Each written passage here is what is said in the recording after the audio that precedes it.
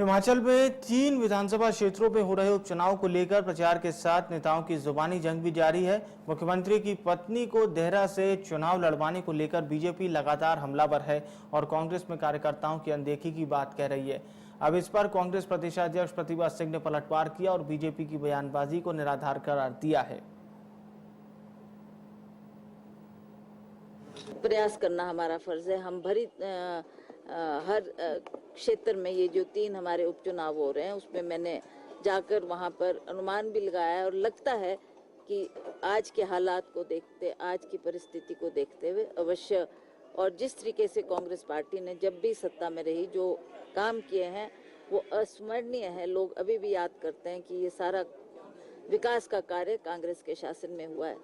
तो इन बातों को याद रखते हुए अवश्य कांग्रेस पार्टी को लोग अपना कीमती वोट देंगे और हमारी ये जो 3 महत्वपूर्ण सीटें हैं इसमें अवश्य हमारे कैंडिडेट्स को विजय बनाएंगे।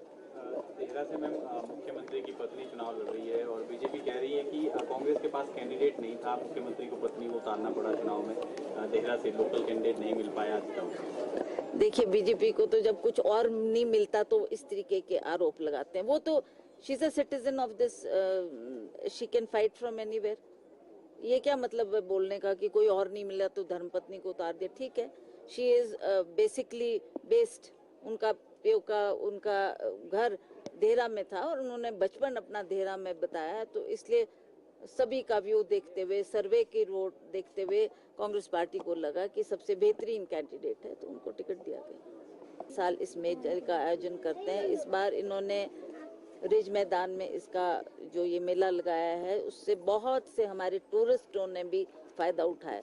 मैं एक दिन आई थी, मैंने देखा यहाँ कि बहुत सा टूरिस्ट हमारा आकर्षित हो रहा था, खास करके नौजवान पीढ़ी, बच्चे वो रुचि ले रहे थे, देख रहे थे कि हमारे को हमारी इंटरेस्ट की कोई किताबें मिले, तो बहुत सी किताबें खरीदने में वो रुचि दिखा रहे थे, जो कि एक हर्ष का विषय है। क्योंकि आज के समाज में जब से ये हमारा टीवी और मोबाइल का ज़माना आया उससे थोड़ा मुझे लगा कि कुछ कमी आई है, बच्चे ज़्यादा रुचि नहीं ले रहे किताबें पढ़ने में। तो मेरे को लगता है कि अगर इसी तरह से हम इन बच्चों को प्रोत्साहित करते रहे और ऐसा मेलों का आयोजन हर साल होता रहे तो बच्चों को भी उससे रुचि होगी, वो भी यहाँ पर सस्ते दामों में किताबों को ग्रहण करेंगे, लेंगे, खरीदेंगे और उनको अवश्य पढ़ेंगे भी।